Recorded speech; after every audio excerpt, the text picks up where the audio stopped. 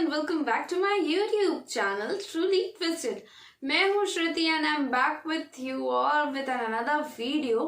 लेकिन वीडियो में जाने से पहले अगर आप सब मेरे चैनल पे नए हैं तो जरूर से मेरे चैनल को सब्सक्राइब कर ले, साथ ही बेल आइकन को प्रेस करना ना भूले ताकि आप सबको लेटेस्ट अपडेट्स मिलती रहे। मैं बहुत दिनों के बाद आप सबके साथ आई हूँ, बहुत दिनों के बाद ही बोलूंगी क्योंकि 2 दिन से वीडियो पोस्ट नहीं हो रहा था। एक्चुअली घर पे कुछ प्रॉब्लम्स हो गई थी, कुछ इश्यूज थी फैमिली की एंड कॉलेज में फंक्शन हो रहा था, तो इस बीच मुझे मौका ही नहीं मिला कि मैं वीडियो रिकॉर्ड करूं, शूट करूं एंड फिर एडिट एंड ऑल। तो टाइम मैनेज नहीं हो पा रहा था जिस वजह से वीडियो डाल नहीं पाया। So I am sorry for the disturbance. वैसे चलिए आज के वीडियो की ओर चलते हैं। तो आज का वीडियो है वर्ल्ड अफेयर्स का एंड ये वीडियो का टाइटल है the temple Pakistan army destroyed in 1971 has been rebuilt. 1971 में कुछ वॉर हुआ था, उसके बाद पाकिस्तान आर्मी ने शायद इस टेम्पल को डिस्ट्रॉय कर दिया था जो कि अब वापस से रीबिल्ड हुआ है। तो चलिए फटाफट इस टॉपिक वाले वीडियो को देखते हैं। So guys, let's begin the video. नमस्कार and I welcome you all to world affairs. मैं हूं प्रशांत धवन। 1971 वॉर से पहले जब पाकिस्तानी आर्मी एक बहुत ही बड़ा जेनोसाइड कर रही थी बांग्लादेश में, कई लोग इन्होंने यहाँ पर मारे। उस वक्त इन्होंने कई हिंदू साइट्स को भी डिस्ट्रॉय किया था। उनमें से एक बहुत ही इंपॉर्टेंट हिंदू टेम्पल था रामना काली टेम्पल। इस मंदिर में पाकिस्तानी आर्मी घुसी, कई लोगों को यहाँ पर मारा गया। इसको कहा जाता है रामना मैसेकर। और उसके बाद टेम्पल को डिस्ट्रॉय कर दिया। अब ये टेम्पल फाइनली इंडियन गवर्नमेंट ने बांग्लादेश की कैपिटल ढाका में रीबिल्ड कराया है। यहाँ पे आप देख पाएंगे रिसेंटली हमारे देश के प्रेसिडेंट गए थे बांग्लादेश में to attend their victory day celebration. Bangladesh हर साल दिसंबर 16 को सेलिब्रेट करता है अपना विक्ट्री डे, और सिंस ये 50th एनिवर्सरी है उसकी, तो हमारे प्रेसिडेंट खुद यहाँ पर गए और बांग्लादेश ने भी बहुत ही अच्छा जश्न दिखाया। इनके प्रेसिडेंट एयरपोर्ट पे मौजूद थे to receive the president of India. तो बहुत ही भव्य वेलकम हुआ इंडियन प्रेसिडेंट का यहाँ पर। इन्होंने जो परेड थी यहाँ पर विक्ट्री डे की, इसको अटेंड किया। और इस बार विक्ट्री डे परेड में इंडियन आर्मी, एयरफोर्स और नेवी के जो सोल्जर्स हैं, जो ऑफिसर्स हैं, इन्होंने भी पार्टिसिपेट किया है। यहाँ पे आप देख पाओगे Indian contingent at the Bangladesh victory day celebration. Total हमने 122 मेंबर का एक ट्राई सर्विस कंटिजेंट भेजा है to Bangladesh victory day. Now in celebrations के बाद प्रेसिडेंट ऑफ इंडिया ने अपने हाथों से इनॉग्रेट किया एक बहुत ही भव्य मंदिर। ये है रामना काली मंदिर और यहाँ पे आप देख पाओगे ये इसकी इमेजेस हैं। नाउ इस मंदिर की हिस्ट्री की अगर हम बात करें तो ये कई सदियों पुराना मंदिर है। इसको आप लिटरली कह सकते हैं एंशिएंट मंदिर है। ओवर द इयर्स इसको धीरे धीरे बिल्ड किया गया था और बताया जाता है कि इस मंदिर की स्थापना कई सदियों पहले नेपाल से या फिर हिमालयन माउंटेन्स के आसपास जो साधु हैं उन्होंने करी थी। वो नेपाल से बेसिकली, या नेपाल या फिर आसपास का जो एरिया है,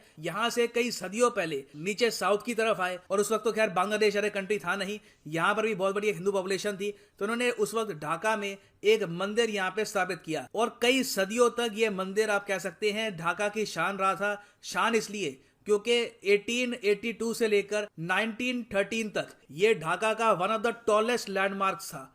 आप ढाका में किसी भी बिल्डिंग में खड़े होकर कहीं दूर से भी जो रामना काली टेम्पल है उसको देख सकते थे। यहाँ पे आप देख पाओगे एक रेयर फोटो है इस मंदिर की। और यहाँ पर भी आप नोटिस कर पाएंगे मार्च 1971 में जब शेख मुजीबुर रहमान भाषण दे रहे थे बांग्लादेश के लोगों को, ये जेनोसाइड से पहले का टाइम है, ठीक है, अभी वॉर स्टार्ट हुई नहीं है 1971 की, ना पाकिस्तानी आर्मी ने जेनोसाइड स्टार्ट किया है, उससे कुछ महीने पहले का टाइम है। इस फोटो में भी आप देखोगे दूर से ये मंदिर अलग ही दिखता था। ये कहा जाता है कि बांग्लादेश का सेकेंड ओल्डेस्ट टेम्पल था। अगर ये मंदिर अपनी ओरिजिनल फॉर्म में आज भी होता तो डेफिनेटली ये एक यूनेस्को वर्ल्ड हेरिटेज साइट होती। बहुत से टूरिस्ट यहाँ पर आते। मगर अनफॉर्चुनेटली हुआ क्या कि मार्च महीने के खत्म होते होते पाकिस्तान की आर्मी ने स्टार्ट कर दिया था ऑपरेशन सर्च लाइट। जो वेस्ट पाकिस्तान है यहाँ पर उसको ये बात समझ आ चुकी थी कि कई सालों तक ईस्ट पाकिस्तान को इन्होंने इतना इग्नोर किया है कि अब यहाँ के लोग खड़े हो चुके हैं। वो लोग चाहते हैं कि वो लोग खुद का एक देश बनाए। तो पैनिक में आकर पाकिस्तानी आर्मी ने लॉन्च किया ऑपरेशन सर्च लाइट। कई बांग्लादेशी नागरिकों को यहाँ पर मार डाला, बेसिकली अपने ही सिटीजन्स को मार डाला ताकि ये रीजन इंडिपेंडेंस घोषित ना कर पाए। ना ऑपरेशन सर्च लाइट में ये भी देखा गया कि इनिशियली पाकिस्तानी आर्मी ने स्पेसिफिकली टारगेट किया था बांग्लादेश की हिंदू पॉपुलेशन को। पाकिस्तानी आर्मी को लगा कि हिंदू पॉपुलेशन जरा प्रो इंडिया होगी तो इनको पहले मार दो, जबकि ऐसी कोई रियलिटी थी नहीं। जो वेस्ट पाकिस्तान है उससे चाहे बांग्लादेशी हिंदूज हो, बांग्लादेशी मुस्लिम्स हो, दोनों ही काफी हद तक तंग आ चुके थे, दोनों ही इंडिपेंडेंस चाहते थे। मगर इनिशियली पाकिस्तानी आर्मी ने कई टेम्पल्स को इस तरीके से डिस्ट्रॉय कर दिया, कई हिंदूज यहाँ पर मारे। और उस टाइम यहाँ पर आप देख पाओगे ये थे दुनिया भर के newspaper articles, Pakistan near civil war, genocide हो रहा है आज के समय पाकिस्तान में। और बताया जा रहा था कि हर दिन हजारों लोग मर रहे थे। ओवर द वीक्स धीरे धीरे कई लाखों लोग मार दिए पाकिस्तानी आर्मी ने। अब इस बीच पाकिस्तानी आर्मी ने मार्च 27 को क्या किया कि जो रामना काली टेम्पल है इसको अटैक कर दिया। इस टेम्पल में कई मुस्लिम्स, कई हिंदू, सब लोग छुपे हुए थे पाकिस्तानी आर्मी से। कंप्लीट कियाओस था ढाका में उस वक्त, लोग अपने घर से बाहर निकल नहीं रहे थे, तो इस मंदिर में कई लोग छुपे हुए थे। पाकिस्तानी आर्मी मंदिर के अंदर घुसी, अंधी फायरिंग कर दी, कई लोग यहाँ पे मारे गए। बताया जाता है कि करीब 500 से लेकर कुछ एस्टिमेट ये भी कहते हैं कि 1000 लोग यहाँ पर मारे गए थे। उनको मारकर वहीं पर जला दिया गया और उसके बाद पाकिस्तानी आर्मी ने पूरा जो टेम्पल है इसको भी जला दिया, इसको डिस्ट्रॉय कर दिया। और इसके बारे में आप सर्च कर सकते हैं, इस पर कुछ किताबें लिखी गई हैं, कुछ रिपोर्ट्स भी हैं। इसको आज के समय कहा जाता है रामना मैसेकर।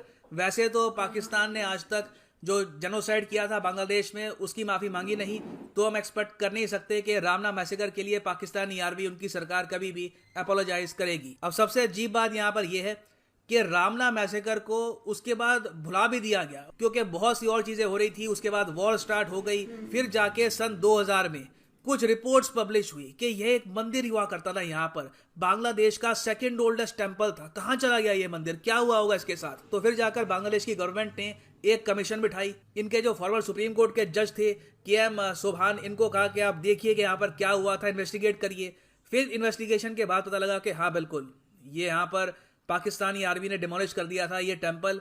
कई लोग मारे गए, उन लोगों को ट्रेस किया गया, उनकी फैमिलीज को ट्रेस किया गया। बाद में पता लगा उनकी कई जो रिलेटिव्स हैं, कई फैमिली के लोग हैं, वो इंडिया चले गए हैं। अब इंडिया में आज भी उनको हम ढूंढने की कोशिश कर रहे हैं कि कौन से उनके एंसेस्टर्स थे जो इस मैसेकर के विक्टिम थे। और उसके बाद से इंडियन गवर्नमेंट फिर शांत हो गई और फिर आया 2017। यहाँ पर मैं क्रेडिट देना चाहूंगा सुषमा स्वराज जी को, इंडिया की फॉर्मर विदेश मंत्री। ये बांग्लादेश में गई 2017 में और इन्होंने यहाँ पर इशू रेस किया रामना टेम्पल का। इन्होंने ये कहा कि हम लोग चाहते हैं कि रामना टेम्पल को रीबिल्ड किया जाए, जबकि होना क्या चाहिए था मेरे हिसाब से कि 1971 में जब हम लोग वॉर जीत गए थे उसके अगले ही साल, मिनिमम अगले ही साल, इंडियन गवर्नमेंट सीधा रीबिल्ड कराती इस टेम्पल को। मगर कई दशकों तक, ऑलमोस्ट आप कह सकते हैं 50 साल तक, बिल्कुल ही इसको इग्नोर कर दिया गया।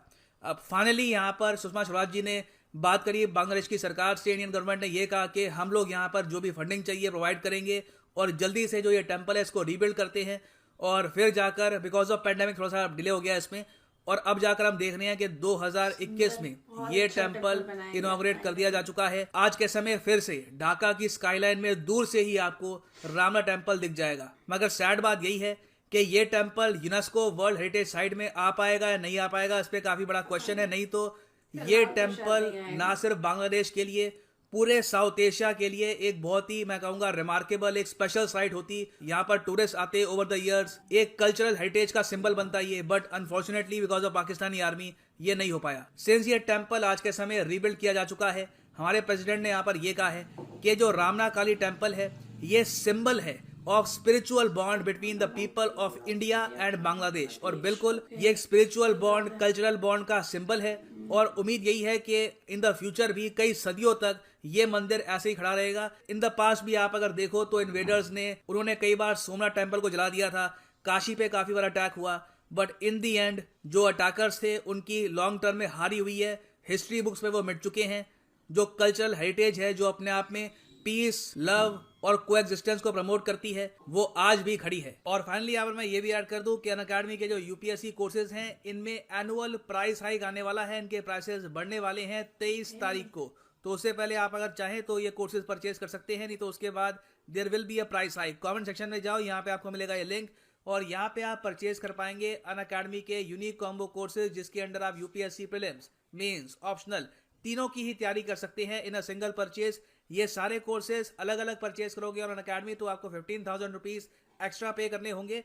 तो अगर आप अभी एक कॉलेज स्टूडेंट हैं, आपके पास टाइम है, तो जो 24 महीने का कोर्स है ये भी आप कर सकते हैं परचेज। मगर जो प्राइसेस यहाँ पर लिखे हैं, you do not have to pay these prices. Simply code use करो PD10 और यहाँ पे आपको मिलेगा 10% डिस्काउंट। और अगर आप आजकल में ये कोर्स परचेज करते हैं तो 3 मंथ्स आपको एक्स्ट्रा मिलेंगे इन योर सब्सक्रिप्शन। तो आपका जो टोटल यहाँ पे सब्सक्रिप्शन लेंथ होगी ये 24 महीने की नहीं होगी, ये होगी 27 महीने की। So use the code PD10 and save money. So इसी नोट के साथ ये है वीडियो का। Thank you for listening and as always God bless you all. PD10 10% discount. Save money and grow. So guys, ये वीडियो से तो बहुत कुछ पता चला, मतलब क्या ही बताएं। रामना काली टेम्पल जो कि 1970 वॉर के टाइम पे वो चीज़ पूरा डिस्ट्रॉय हो चुका था एंड लिटरली 30 साल तक 29 ईयर्स तक उसकी कुछ खोज खबर नहीं, किसी को कुछ अता पता नहीं एंड किसी को कुछ पता ही नहीं एंड किसी ने आवाज भी नहीं उठाया। Like what, how? And literally 50 साल बाद अब फाइनली उसको रीबिल्ड किया गया है एंड इनॉग्रेशन हो चुका है उस टेम्पल का। वैसे रामनाथ कोविंद जी जो हमारे प्रेसिडेंट हैं उन्होंने सही बोला है कि ये जो रामना काली टेम्पल है ये इंडियन एंड बांग्लादेशियों को स्पिरिचुअली जोड़ के रखेगा। सो आई होप आप सबको ये वीडियो अच्छा लगा हो एंड इन्फॉर्मेटिव तो ज़रूर से ये वीडियो थी क्योंकि मुझे बहुत कुछ इससे पता चला। इनफैक्ट मुझे भी इस टेम्पल के बारे में कभी पता नहीं था एंड इससे ही मुझे पता चला।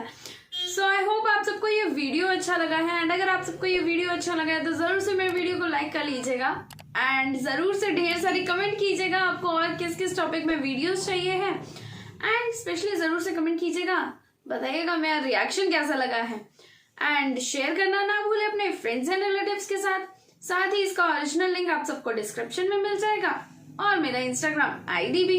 मिलते हैं आप सबसे अगले वीडियो में। Till then take care and bye bye.